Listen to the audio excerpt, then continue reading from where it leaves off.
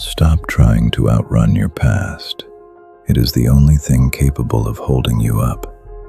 Most people treat their regrets like stains, something to scrub away, hide from others, deny in themselves. But what if regret isn't a stain? What if it's raw data, high-grade building material, waiting to be repurposed into structural integrity? You've been told your worst mistakes make you unworthy, but the Stoics would ask a different question. What if your worst mistake wasn't a dead end, but the foundation of a version of you that can't be broken? Tonight, we strip the shame, not to excuse what happened, not to romanticize failure, but to engineer something real, a resilient identity rooted in hard-won truth, not the fragile performance of an unblemished, idealized history.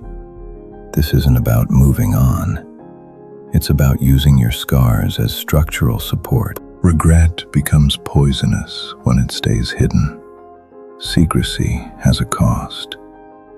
When you spend years concealing past failures, mentally rehearsing explanations, editing your story, avoiding certain memories, you lose energy that could have built your future. And this is the cognitive cost of shame. It drains attention, confidence, presence. Seneca warned the mind is exhausted not only by hardships, but by the constant effort of resisting reality. Most people don't suffer only from what they did.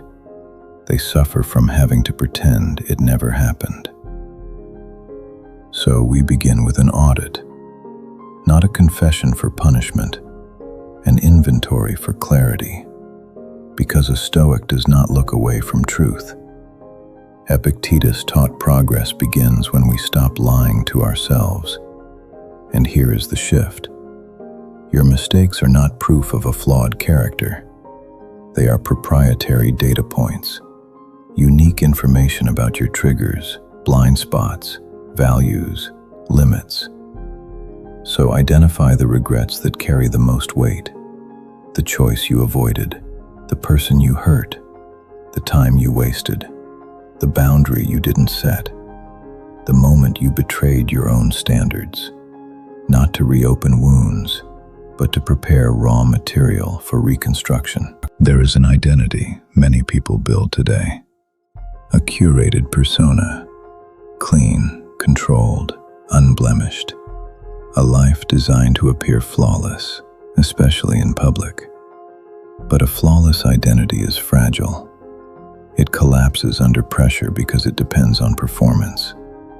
Marcus Aurelius warned, you should never build your peace on something that can be taken away. And a curated persona can be taken away with one exposure, one mistake, one moment of honesty. But an identity built on acknowledged reality, that is unbreakable, because there is nothing to reveal, nothing to hide, nothing to defend. This is where truth becomes structural. In engineering, rough materials create friction. Friction prevents slipping. Friction creates stability. And in life, acknowledged regret does the same. It gives your new self traction because you are no longer trying to float above reality. You are standing on it. Now we strip the narrative away. Not the consequences, the story. Instead of, I ruined everything, we say, this happened. I chose X. The result was Y. Instead of, I'm a terrible person, we say, I acted against my values. Here's where the system failed. Stoic discipline transforms emotional chaos into clear observation. And observation is the beginning of power. Now we build. Take your regrets and categorize them, not as shame, but as lessons. Regrets that teach boundaries. You stayed too long, tolerated disrespect, accepted less than you needed. Lesson extracted. My peace requires boundaries. Operating procedure. If I feel recurring tension in a relationship, I pause and address it early. If it continues, I change access. Regrets that teach value alignment. You chased approval, chose status over integrity, said yes when your conscience said no. Lesson extracted. My life collapses when I betray my values. Operating procedure. I choose what I respect, not what impresses. I measure decisions by character, not applause. Regrets that teach limitations. You burned out, overcommitted, ignored your body, assumed you could handle everything. Lesson extracted. Limits are not weakness. They are design specifications. Operating procedure. I protect sleep, prioritize recovery. I don't build a life that requires constant self-neglect. Regrets that teach emotional triggers. You reacted instead of responding, spoke from anger, chose from fear. Lesson extracted. Certain emotions hijack my judgment. Operating procedure. When I feel the trigger, I do not decide immediately. I breathe, I pause, I delay action until clarity returns. This is how you build a psychological black box. Like an aircraft records what went wrong so the same collapse never happens twice. Regret becomes prevention, mistakes become systems, and systems create resilience. Epictetus would call this mastery, learning from life instead of bleeding from it. There is a modern hunger for something real. People are tired of perfect. They crave scars over filters, not because pain is glamorous, but because authenticity feels like oxygen. And here is the paradox.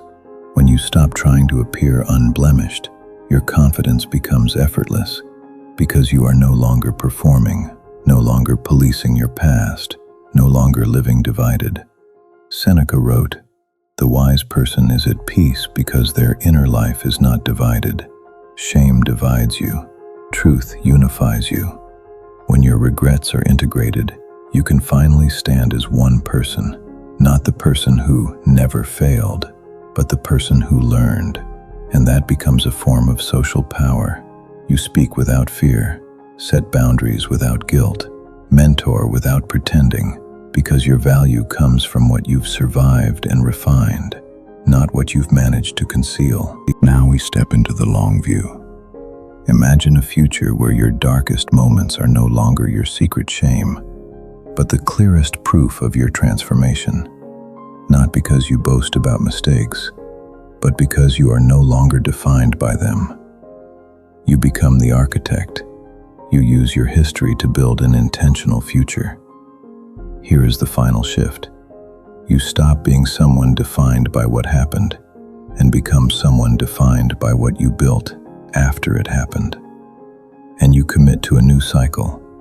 New mistakes do not get buried. They get processed immediately, as data, as feedback, as material. Marcus Aurelius wrote that the mind can turn obstacles into fuel. This is that practice applied to your past.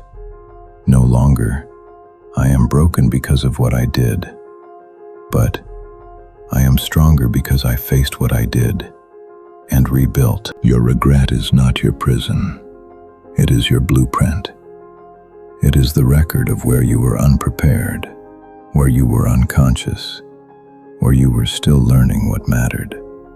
If you keep running from it, it will chase you forever, because you will never extract its lesson.